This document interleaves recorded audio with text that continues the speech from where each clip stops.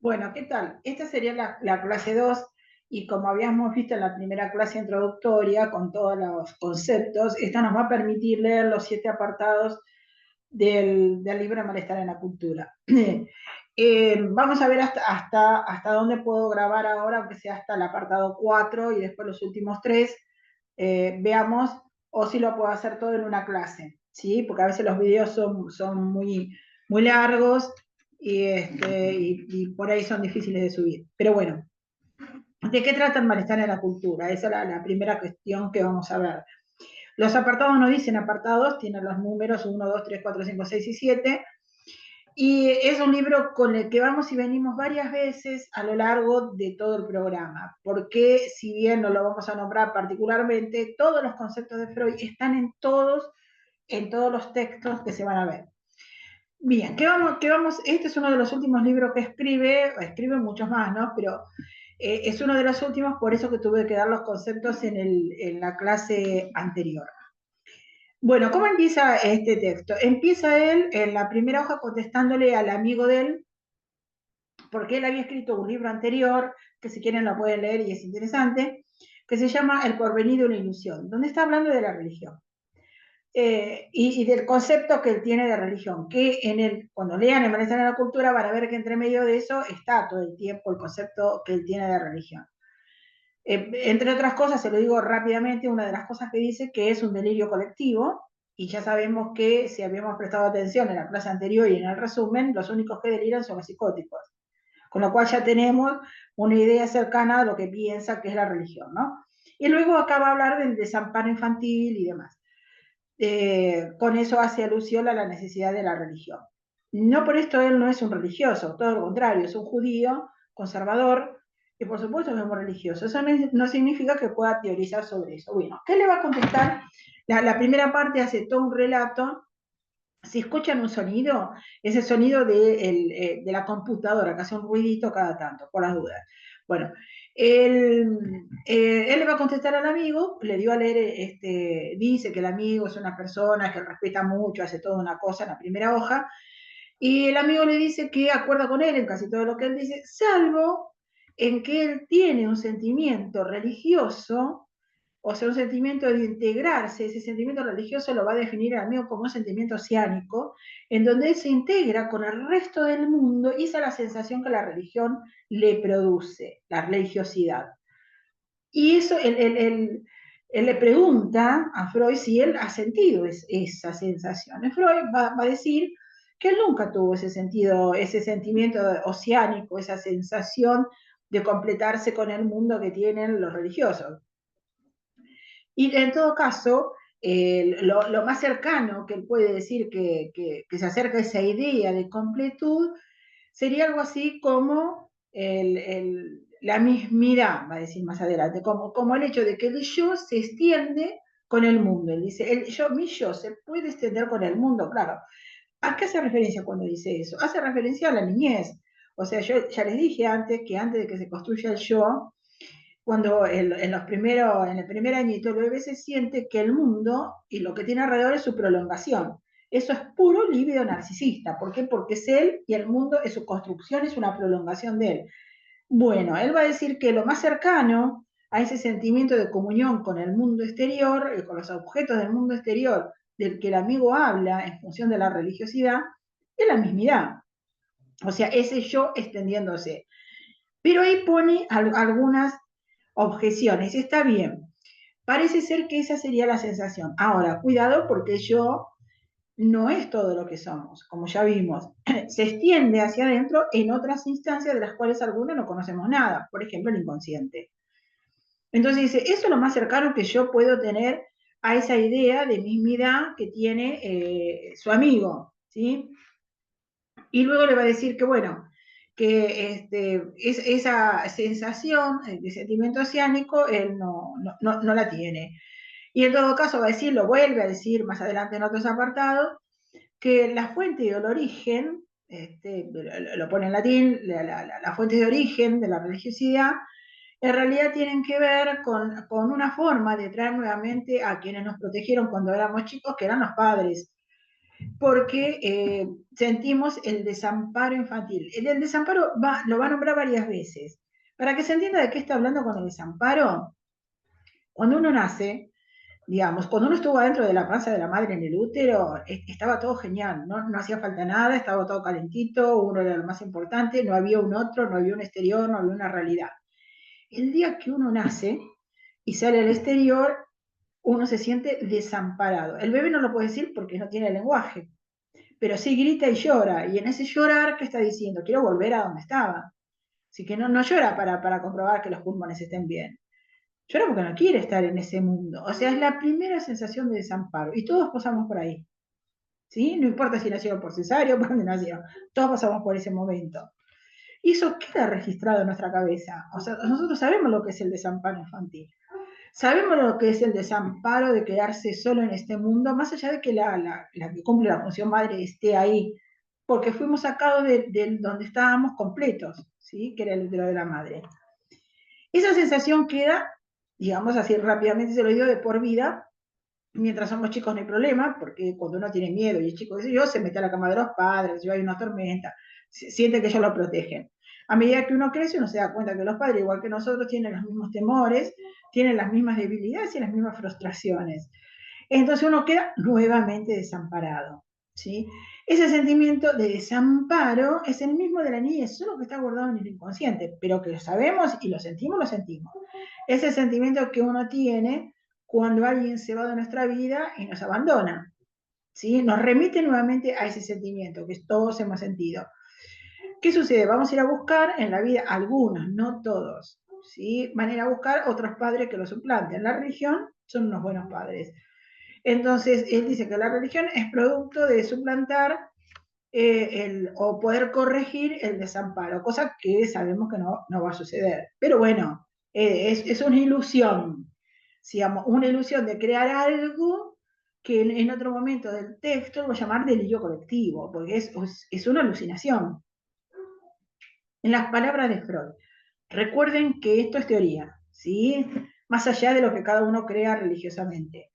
Entonces, eso es producto del desamparo infantil. Luego dice él, que esta cuestión de la mismidad, de que ese yo esté prolongado, uno puede hacer varias cosas. Digo esto porque son los puntos centrales de cada apartado, luego ustedes lo tienen que leer con detenimiento. Dice, cuando el mundo exterior me ofrece cosas que me hacen sentir displacer, que yo me siento agredido, o puedo hacer varias cosas. Una de las cosas es eludirlas. Digamos, si voy caminando por una calle en donde siempre siento miedo o siempre soy agredida, lo que voy a hacer es no ir más por esa calle. Eludo ir por ahí, voy por otro lado. Digo este ejemplo, pueden ser los que quieran. Eso es cuando yo estoy en relación con el mundo exterior. Recordar siempre que si bien voy a ver si está puesto en el resumen que le pongo, el yo está, digamos, es un siervo, digamos, de tres amos. Los tres amos son una, la realidad, otro es el inconsciente y otro es el super yo. La realidad porque te dice lo que podés y lo que no podés hacer. El super yo porque es la moral y es la autoridad de la cultura. Y el ello, o el inconsciente, es porque te dice, hace lo que te da la gana. Uno está ahí en el medio, tironeado por estos tres amos. Como estamos en una realidad, se supone que el principio que nos va a regir es el principio de realidad. Lo digo otra vez, porque cuando pregunto a los amos, se olvidan de la realidad siempre. Me dicen el super yo y el ello y nunca me dicen la realidad. Pero la realidad es donde vivo yo. O sea, en esta realidad hay cosas que yo puedo y cosas que no puedo hacer. No es que puedo salir corriendo, hacer lo que me dé la gana por la calle. ¿Sí? El inconsciente me diría, anda, haz lo que te dé la gana. Y la realidad que me dice, ese es el principio de placer. El principio de realidad me dice, no se puede. No puedo ir por la calle si mi vecino puso la música alta, ir y pegarle un palazo. No se puede. ¿Sí? Puede terminar presa, etcétera, etcétera.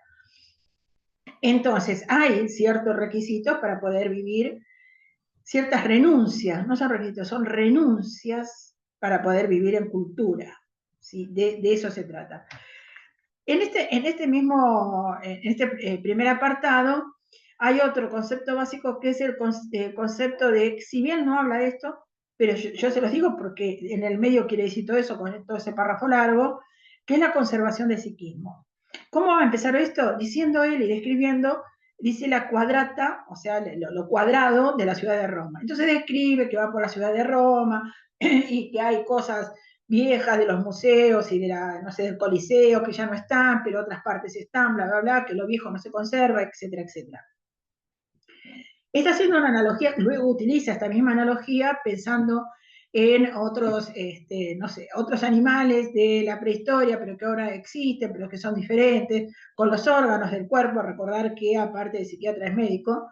Entonces dice, bueno, nosotros ahora, cuando éramos chicos teníamos el timo, después de los 8 años no lo tenemos más, los huesos largos no son lo que eran, etcétera, etcétera. O sea, esta analogía lo que quiere decir es que lo que fue creciendo, o sea, lo que fue cambiando, se pierde.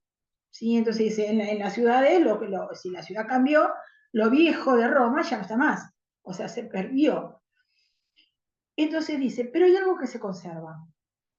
Dice, todo lo demás, hasta en el cuerpo mismo de nosotros, se pierde, digamos.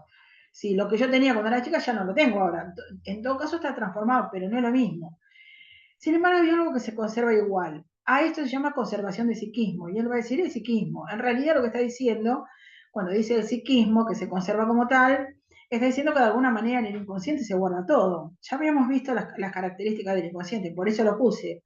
En el inconsciente está todo guardado desde que estábamos dentro de la panza. Tal cual, sin ninguna modificación. No hay tiempo, recordar que no hay tiempo. O sea, está diciendo que se conserva todo lo que hemos vivido, porque ahí está todo lo reprimido. A eso se refiere con la conservación del psiquismo. Y con la mismidad. Recuerda siempre el principio de realidad, ¿sí? Que el principio de realidad es el que rige la vida cotidiana, el principio de placer es aquel que nos dice qué es lo que podemos hacer. En el apartado 2, por supuesto, léanlo con detenimiento, porque dice otras cosas más y yo a veces las pregunto las otras cosas más. No tengo tiempo de que leamos punto por punto el libro completo, pero usted sí lo tiene que leer. Hay algo que dice en una de las frases, suelo preguntar las frases de poetas que cita Freud, porque cuando Freud hace eso es porque eso le da, es como una forma de resumir lo que él está diciendo. En la primera o segunda hoja de cuando empieza este libro, él dice, de este mundo no podemos caernos. Y dice que lo dice un poeta, es verdad, lo dice un poeta.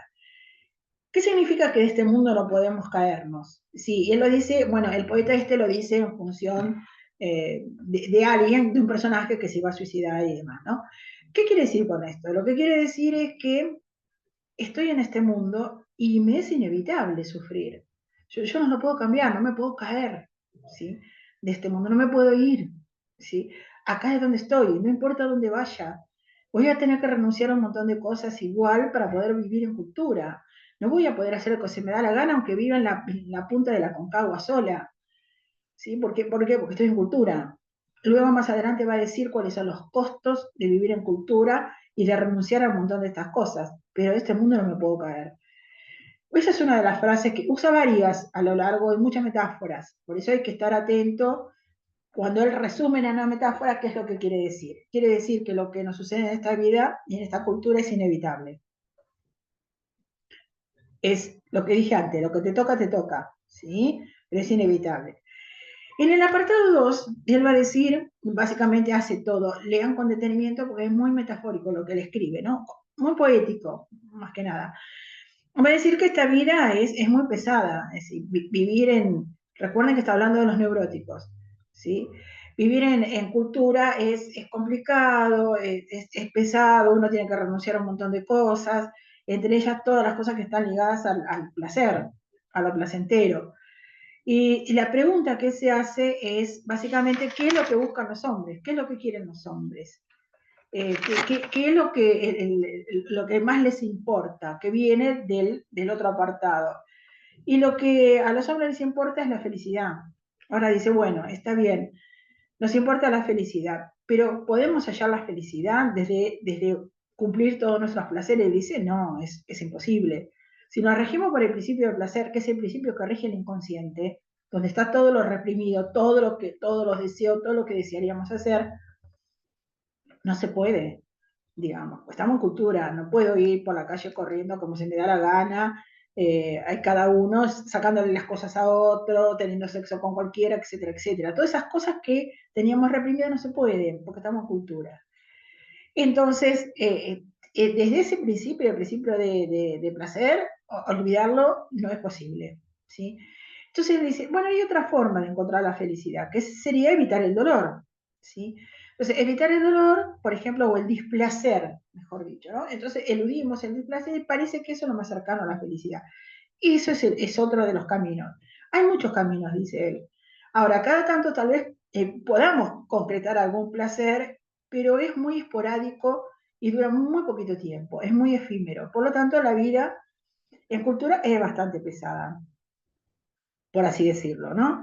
Entonces dice, bueno, podemos usar algunas otras cosas para poder soportar estar en cultura. ¿Sí? Somos seres sufrientes, digamos. La idea de que vamos a ser felices para toda la vida, que siempre todo va a estar bien, ya sabemos que no es así. ¿Sí? La felicidad, poca felicidad que hemos tenido cuando éramos chiquititos, ya se fue olvidada porque está guardada y reprimida en el inconsciente. El resto es pura renuncia para poder estar con otros. Lógico que uno logra ciertos grados de placer, pero eso no significa que sea la felicidad total. O sea, pues estamos regidos por el principio de realidad. Dice, bueno, hay algunas otras cosas que podemos hacer y que podrían ser como placebos para soportar estar en comunidad, digamos, estar en cultura con los demás. Y a esas cosas él le va a llamar las muletas, ¿sí? Digo esto porque a veces yo me confundo y pregunto muletas por prótesis, por otra frase que él dice, pero bueno, las muletas son distracciones sustitutivas, ¿sí? Acciones que pueda uno hacer estando en digamos, en cultura, el uso de narcóticos, por ejemplo, o como, último, como uno de los mejores mecanismos de estar en cultura, es el de la sublimación. Veamos a qué se refiere con acciones sustitutivas. Bueno, por ejemplo, el arte, digamos, no hallo la felicidad sexual, que es lo que en el fondo todos los hombres buscan, aunque a veces están reprimidas o coartadas en el fin. ¿Qué significa coartadas en el fin? Por ejemplo, un amor de amistad es un amor que los amores siempre son sexuales, lo que pasa es que están reprimidos en su meta final. En la amistad se supone que no se tiene sexo, ¿sí? El amor a los cuadros, a la belleza artística y demás, es un amor sexual de meta inhibida, ¿sí? ¿Qué puedo hacer con un cuadro? Pero digo, pero puede llegar a sustituir ese sufrimiento. Otras cosas puede ser la religión, ya dijimos por qué la religión, ¿sí? Porque cubre algo de eso del narcisismo primario, de esa cuestión del desamparo infantil al no poder tener todo lo que quiero, todo el placer que quiero. Entonces, sustancias sustitutivas, acciones sustitutivas, la religión, el arte, el uso de narcóticos. Dice narcóticos porque está escrito en 1930, hoy diríamos cualquiera de las drogas que la gente usa. Habla del efecto de las drogas y demás. Otra forma es huir de lo cotidiano. Y él dice que tiene un amigo que hace yoga, etcétera, etcétera. Y entonces huye de alguna manera del displacer y bla, bla, bla. Pero eso no significa que uno pueda encontrar la felicidad. Espera que estoy. Ah, sí, habla de la sublimación, pero vuelve a hablar de la sublimación en el apartado 3. Yo digo para que lo puedan seguir, porque si no se hacen un lío, van buscando cosas ahí, al texto lo tienen que leer. Si bien Freud no es difícil de leer, porque no tiene un lenguaje complejo, es un texto que hay que leerlo con detenimiento, ¿sí? Porque cuando él va elucubrando una idea, un concepto, hasta llegar ahí, por ahí hay 3 hojas de descripciones. Si uno se pierde en eso y no lo termina de leer, no entiende de qué está hablando. Por eso es que hice la clase anterior, para poder seguir estos apartados. En el apartado 3 veníamos viendo de que este libro está basado en el hecho de la felicidad, si podemos ser felices. Ya viene diciendo él que no podemos ser felices. Y que los caminos eran o evitamos el displacer o intentamos buscar algún placer, digamos, en forma sustitutiva. El placer total no es posible, ¿sí?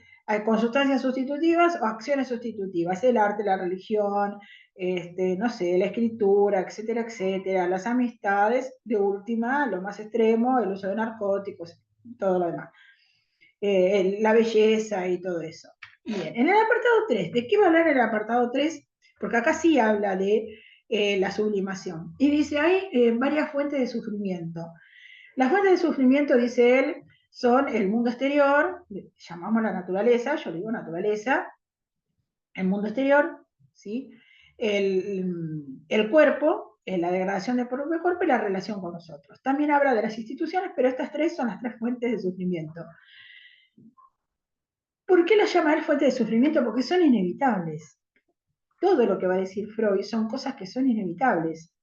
Digamos, ¿a qué se refiere con el mundo exterior a la naturaleza? Es que si hoy hay una, no sé, llueve 10 días seguidos y hay un diluvio, yo no lo puedo evitar.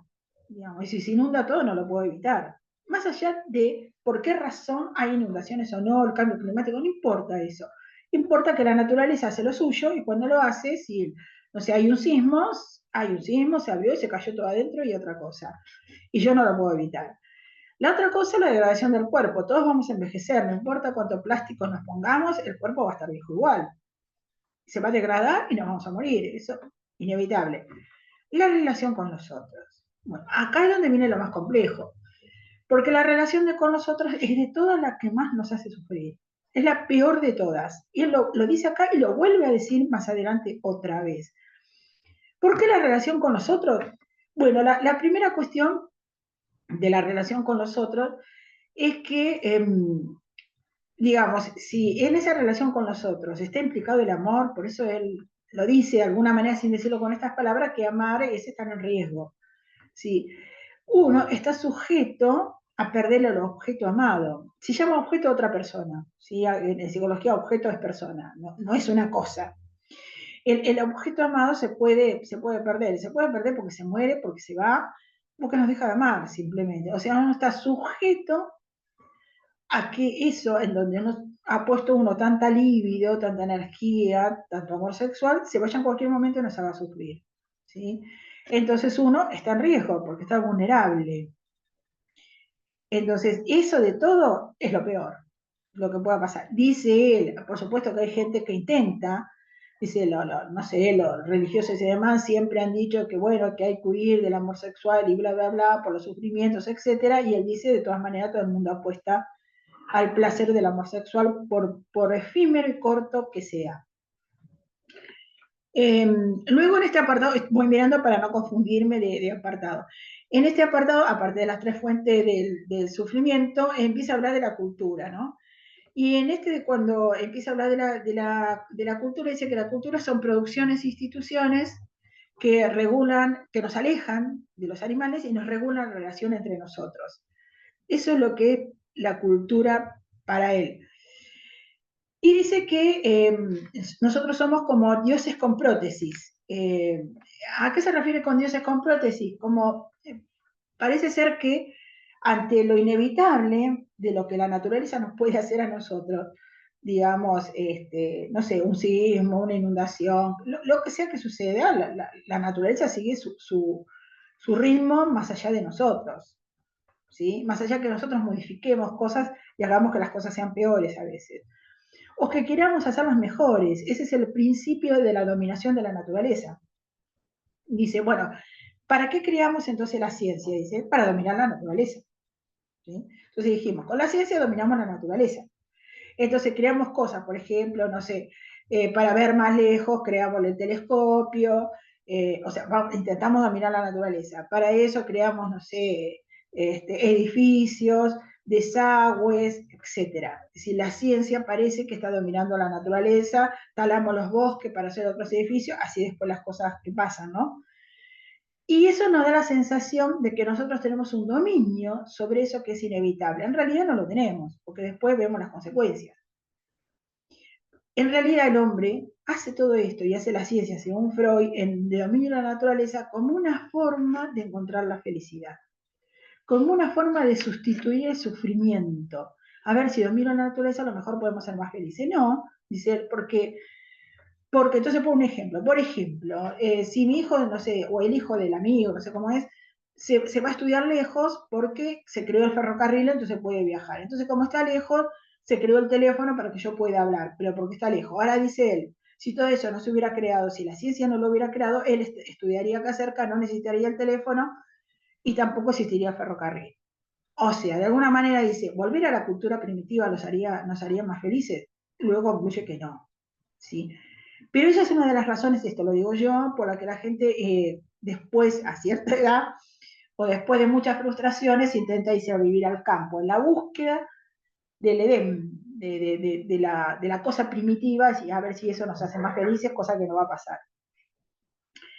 Dice que los valores, acá describe los valores de la, que es muy divertido, los valores de la cultura, dice, porque lo está comparando con la Edad Media. Dice que la belleza, la higiene y el orden. Digo, ni que fuera enfermero.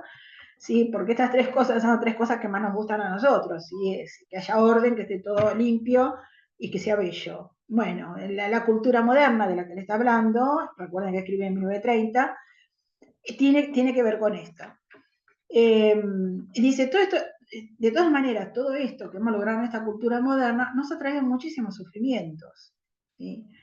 O sea, si hubiéramos no llegado a querer dominar la naturaleza a través de la ciencia, a querer descubrir otras enfermedades, antibióticos y demás para que no se degrade el cuerpo, ¿sí? E intentar otras cosas con los otros para poder tener una felicidad con el otro, las tres fuentes de sufrimiento, entonces nada de eso hubiera sucedido, no estaríamos en cultura. Ahora, todo esto dio origen a lo que se llama neurosis, que somos nosotros los neuróticos, es decir, vivir en cultura. ¿Qué es la neurosis?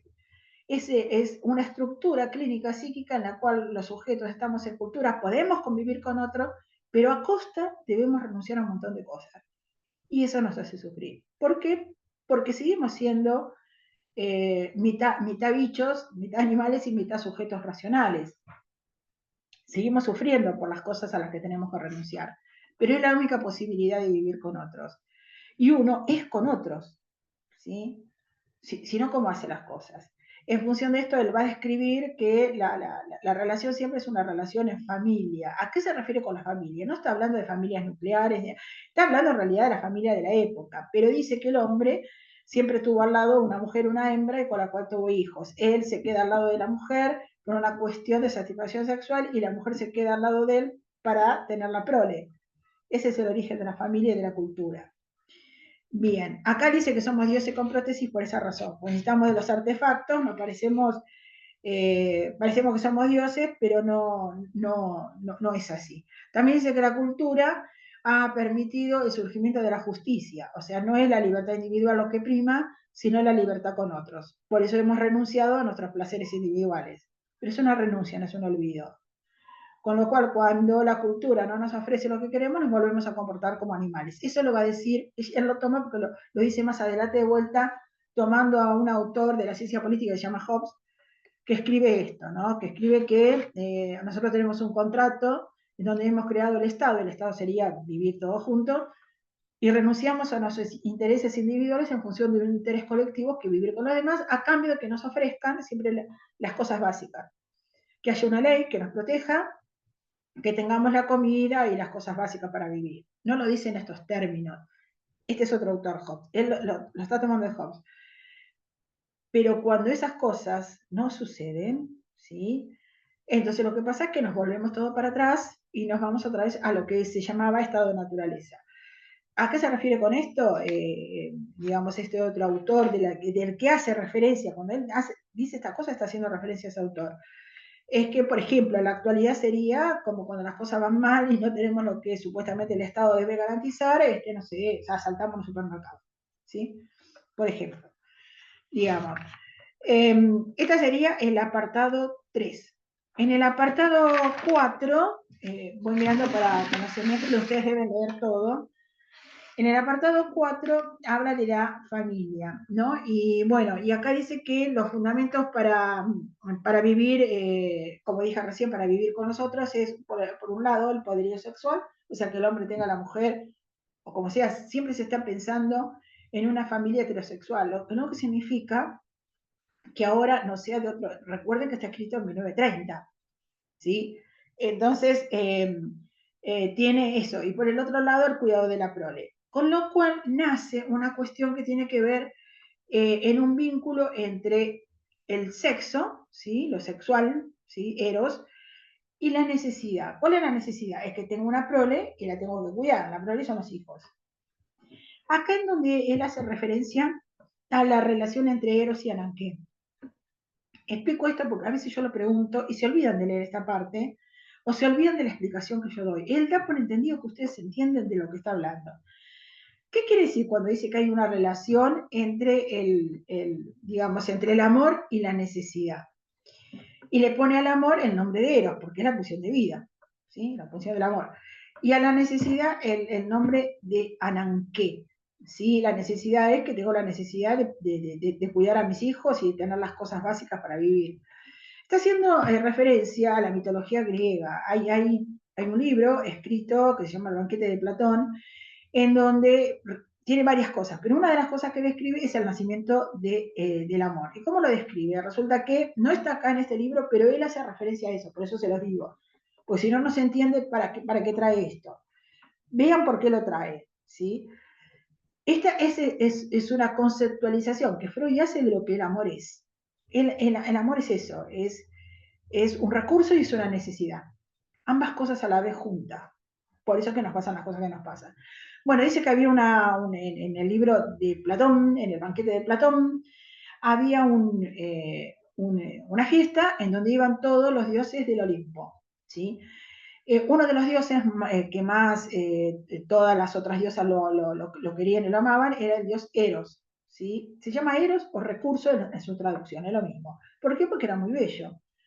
Y había una diosa a la que nunca dejaban entrar a la fiesta, se llama Nanké, que en la traducción se llama necesidad.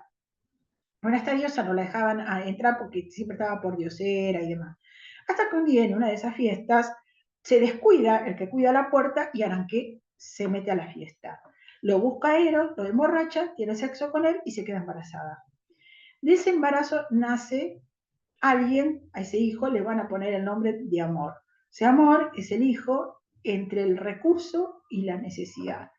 Por eso el amor a veces es el único recurso que tenemos para soportar la vida, aparentemente dura muy poco, y también se transforma en una necesidad, algo que nos falta. Por eso que yo hablé de la falta. Recuerda que yo dije que la falta es el deseo en sí mismo, se establece desde el deseo, y que esta era una relación, dije, entre la necesidad y la demanda. Bueno, viene de ahí. Por eso es que lo puse ahí.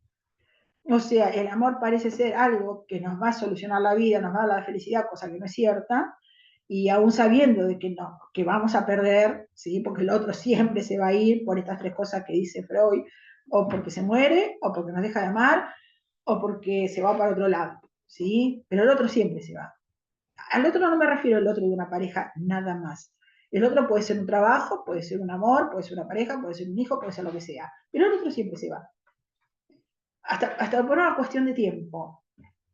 Entonces, eso que parecía que nos deja muy vulnerable, vean que todo es coherente con lo que venimos hablando, no, nos va a dejar con el deseo de volver a cubrir eso otra vez y volvemos a apostar a lo mismo otra vez. Salvo en cuestiones patológicas, volvemos a apostar ahí, a esa necesidad. O sea, esa necesidad, con el nombre de Ananke, sería algo así como el deseo. ¿Sí? Es importante para que vean que tiene una correlación todo esto y que nos muestra quiénes somos. ¿Sí? Seguimos sufriendo. Por eso él dice que lo más riesgoso y lo más sufriente es amar a otro.